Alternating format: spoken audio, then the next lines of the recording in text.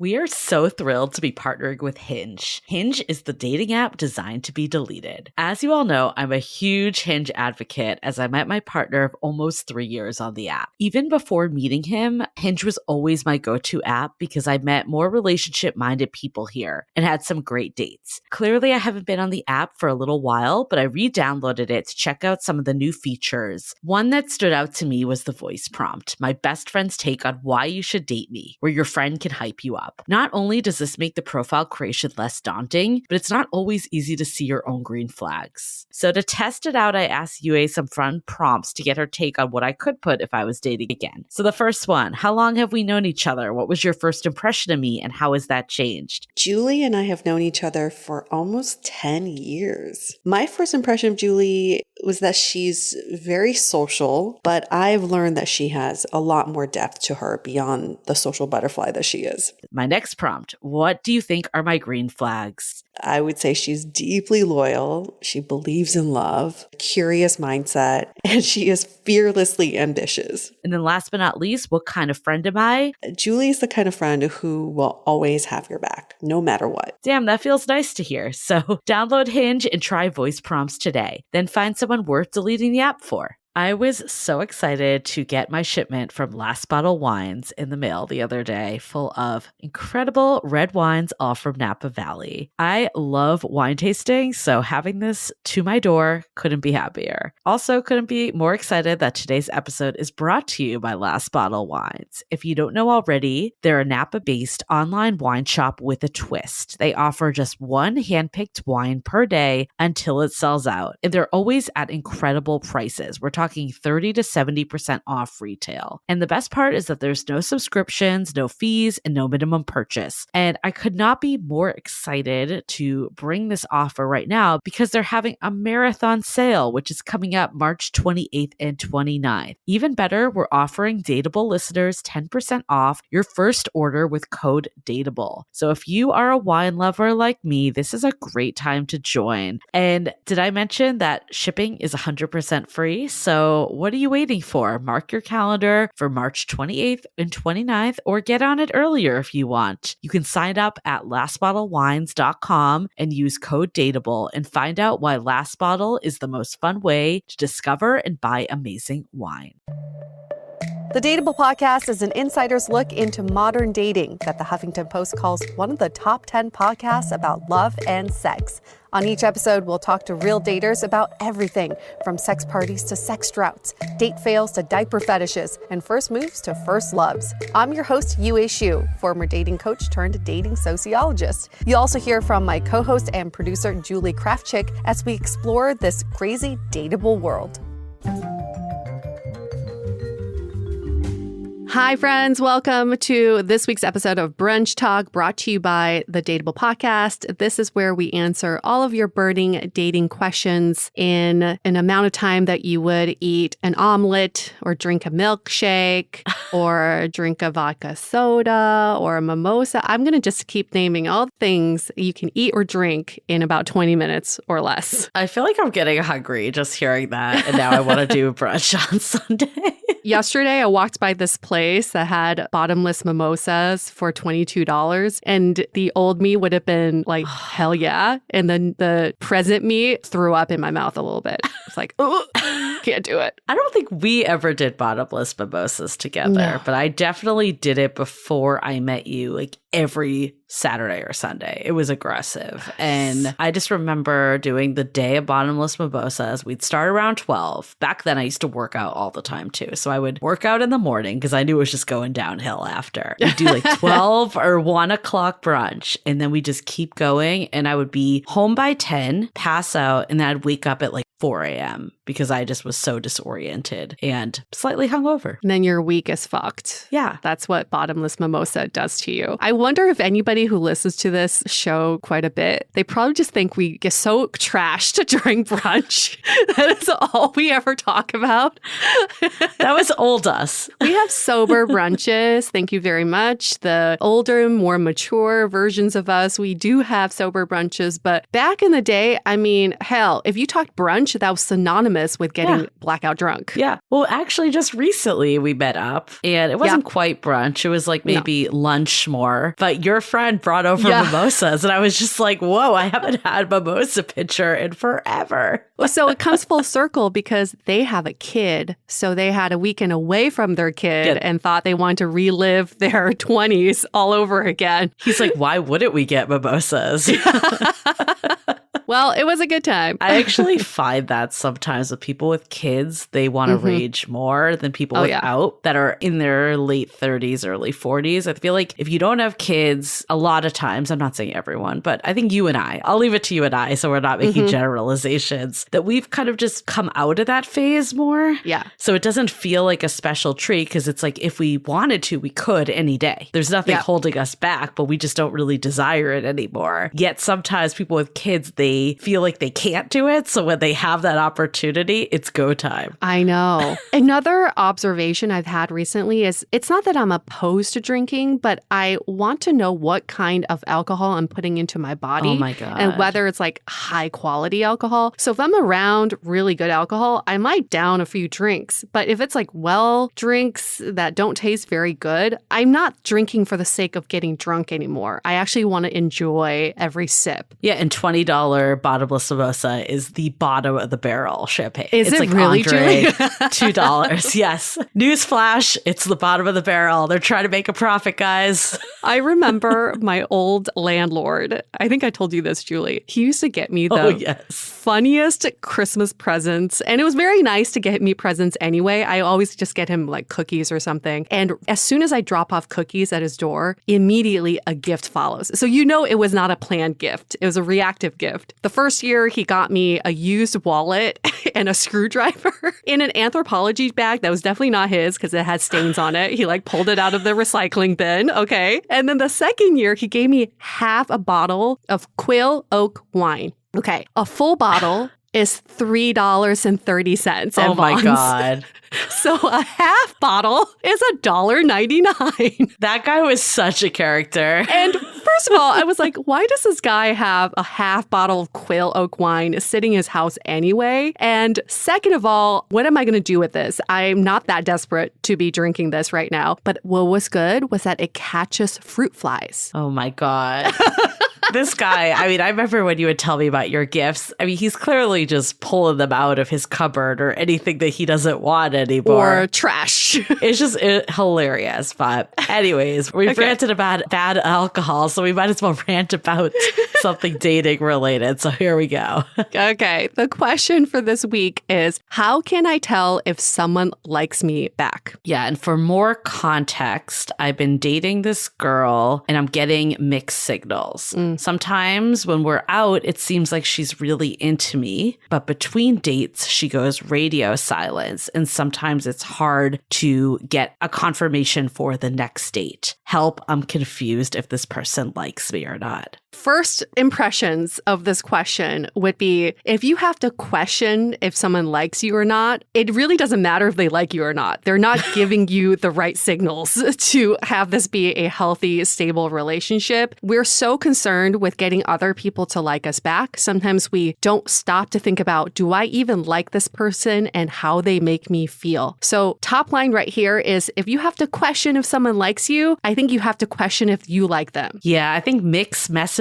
is a message. Yeah. Oftentimes we are saying, well, I'm unsure. I haven't heard back from them. Maybe they do, maybe they don't. They're giving you a message without actually saying anything that it's not a priority to them. Maybe they still will go out with you when presented with the opportunity, but the lack of effort in between shows that this isn't something that's top of mind. Whether they like you, whether they're too busy, whether this isn't the right time in their life, it almost doesn't matter because all that's happening is that you're not having the relationship you want to have.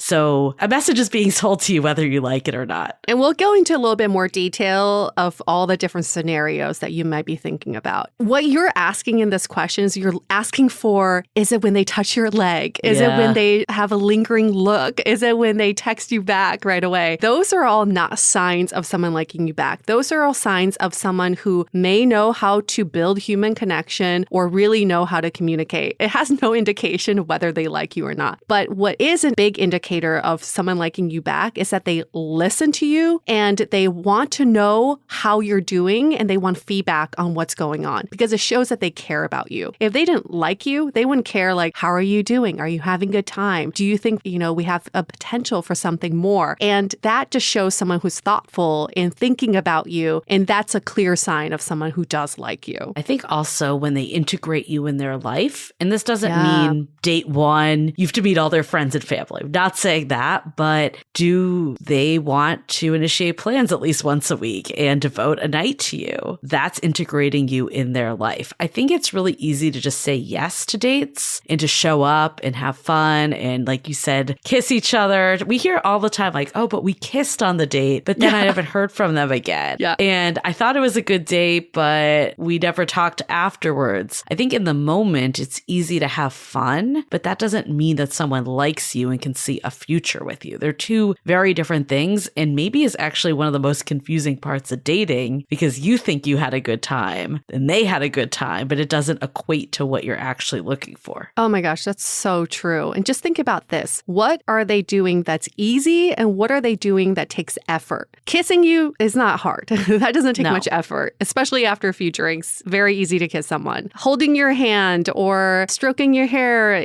while you're together, that's all easy ways of showing affection. But what does take effort is someone who is making plans, someone who is reaching out, someone who is giving you that consistent communication and validation without you asking for it. That takes effort. So if you're looking for signs of someone liking you back, just ask, are they making the effort or are they just relying on what's easy to do? I think too, what happens in between the dates is almost more important than what happens on the date. Yeah. Of course, you need that connection in real life. Absolutely. But if you're seeing this, like the example we got, it's almost like hot and cold behavior. Yeah. That on the date, it's on and it's clear they like them. But then in between, there's all these mixed messages and no messages and questioning that's happening. It feels like in that world, like that's the more difficult part, to get out of your comfort zone, to make the time, to start to integrate this person in your life and to be curious about this person. Those are the signs that they like you. And if that's not happening in between, it almost doesn't matter if you have a wonderful time on the date, pending you want someone that's going to be there for it all. I will throw this out to all of you and say that the onus is kind of on you for them to show you that they like you in a way that you want to be shown. So instead of love languages, there should be like languages. You should be telling people, if you want to spend more time with me, if you want to continue this, then you would give me consistent communication. You would text me back. You would make an effort to see me, right? Like, I think sometimes we don't know how to express the like because we don't know the other person yet. So it's good for you to set that person up for success and say, these are the things I like in a partner. And if they don't do these things, it's a very clear sign that they're not making the effort to show that they like you.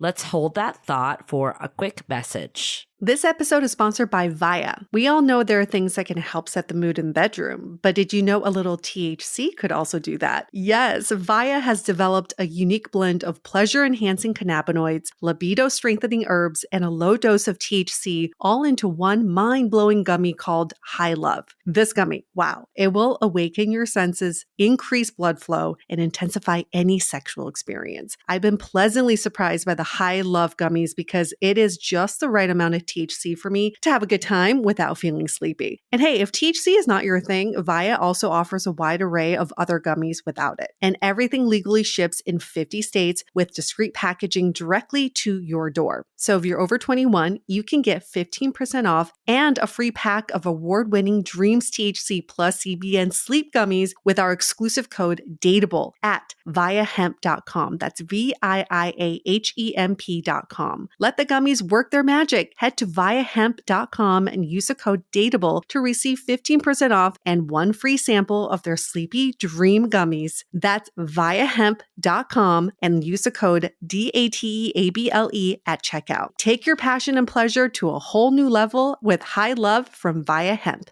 This episode is made possible by Armoire. Armoire makes getting dressed easy. With a clothing rental membership from Armoire, build the perfect wardrobe with brands that are high quality, unique, and recommended just for you. All you have to do is take a 5-minute style quiz and select items from your dynamic, personalized closet. The styles show up at your door in as little as 2 days. Then when you're ready for new clothes, just swap them out. Listen, I live in Southern California. There is absolutely no need for puffer coats or any sort of those winter jackets. But when I travel anywhere else in the world in these cold months, I'm often burdened with the task of getting winter clothes. And now with Armoire, I can just rent my winter wardrobe. It's brilliant. Right now, our listeners can give Armoire a try and get up to 50% off their first month. That's up to $125 off. Just visit armoire.style/dateable. That is armoire.style, spelled ARMOIRE.style/DATEABLE to get up to 50% off your first month and never worry about what to wear again. Try Armoire today.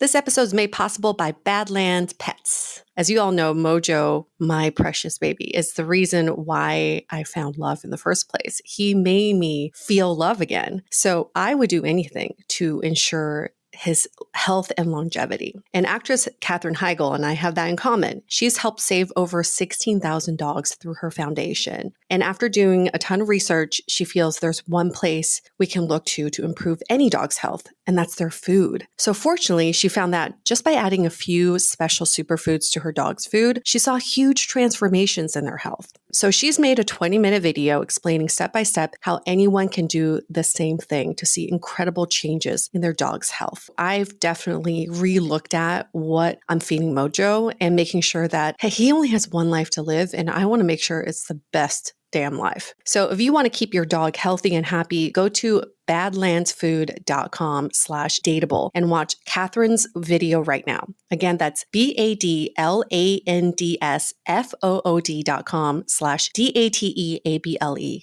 I like the setup of these are the things I need in a partner. It's less about you're doing something wrong, but we also have to question, do I like them? Do I like not knowing where I stand? Do I like having it be hot and cold? Do I like questioning whether they like me or not? None of that sounds fun, in my opinion. I feel like I definitely used to be in the world where I'd always be like, does this person like me? I need them to like me. And then there was that switch that happened of, do I like them? Do I like feeling this way? And we see this in relationships too, is when you spend most of the courtship trying to get the other person to like you back, and then you end up in a relationship, you become resentful of them because you feel like, well, I spent all this effort trying to get you to like me, and how come this is an unequal partnership? Because you never stop to question, do you even like them and want to put in the effort? Right. So it's not a pageant. It does not mean that this is a popularity contest you need to win and you have to get everyone to like you back and everyone has to want to go out on a second date with you. Getting that second date is not a win. Getting that second date is a continuation of the conversation. There's no winning or losing here. And if someone likes you, it's not a win either. It opens up the door for more possibilities. Yeah, I think the real question with it is, do I like myself?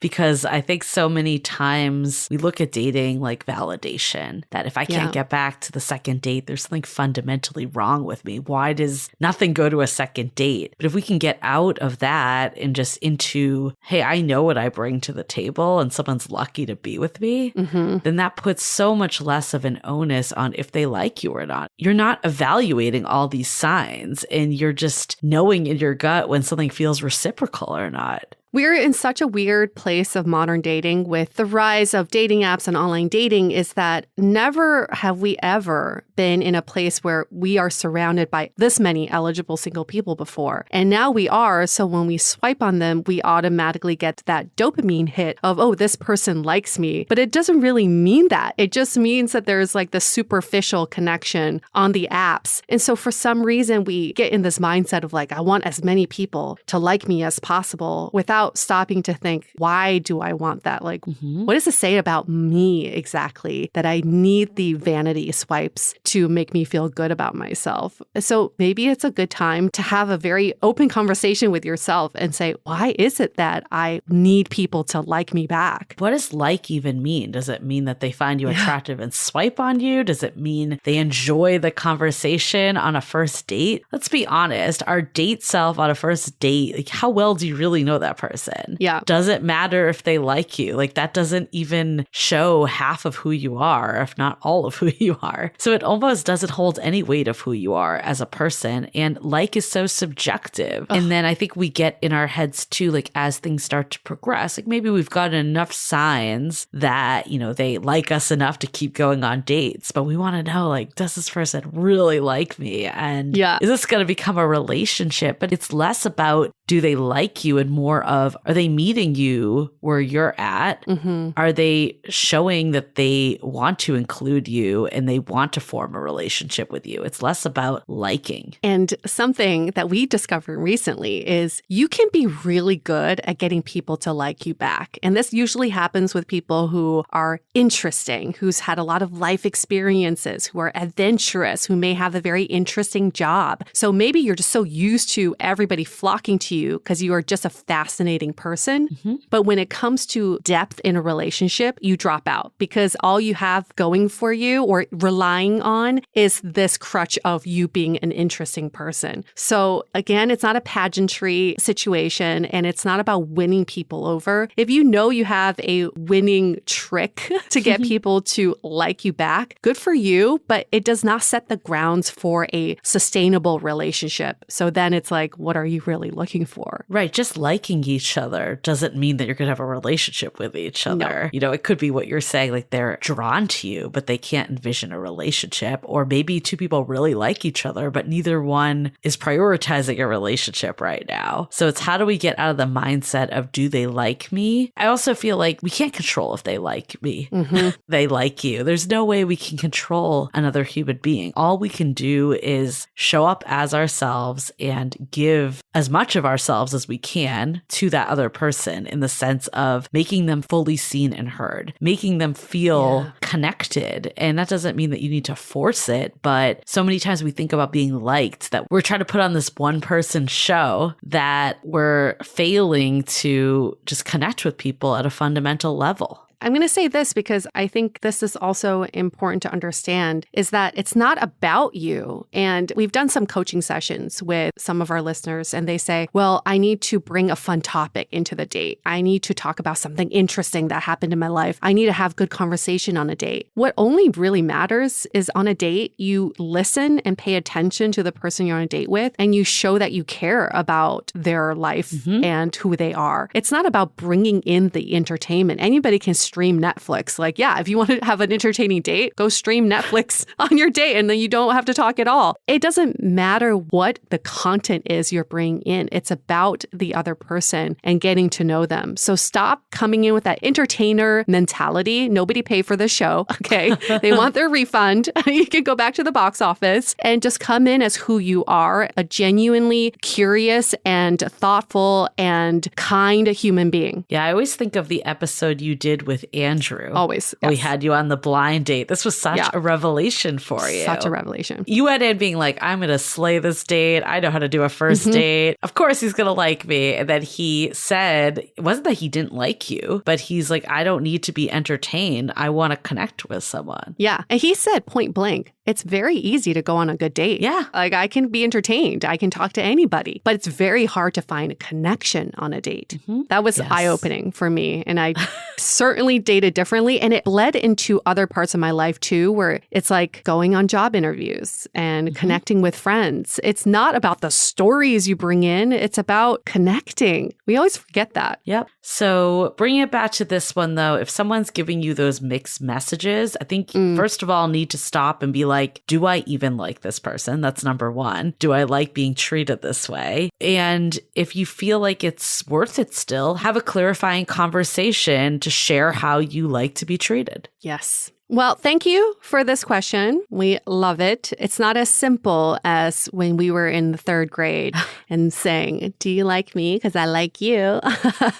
And now we're together. I mean, it's so funny because it's like, it isn't that simple, but maybe it should be that simple. That would be nice. Maybe in this case too, it's like, hey, we've gone on a bunch of dates. I really like you. Like, how are you feeling? Like, what? Like, that's like the passing the note of the fifth grade. Sometimes you just need permission, right? right? Like if you just open up the conversation with I like you, it gives the other person permission to say I like you as well. Yeah. But if nobody says it, we call it, are you looking for a soulmate or a stalemate? We love this phrase, right? If you're looking for stalemate, easy. Just keep asking questions to people who are not your partner and then nothing will happen. But if you want to move it along, come forward with what you're asking for. Yeah. And if you say, do you like me? They're probably wondering, do they want me to like them? You're right. Yeah. Am I supposed to say yes? But if you start with, hey, I really like you. I feel like I'm getting mixed messages. Like, what's going on for you? You're right. Maybe we should simplify it a little bit. And that's why we love these questions, because we will answer the question for you, but we'll also help you rephrase and reframe the question. So keep them coming. You can email us your questions by emailing hello@dateablepodcast.com, or you can DM us on Instagram @dateablepodcast. And we always read those questions and we try to answer them to the best of our ability. We'll see you next week for another brunch talk. Bye.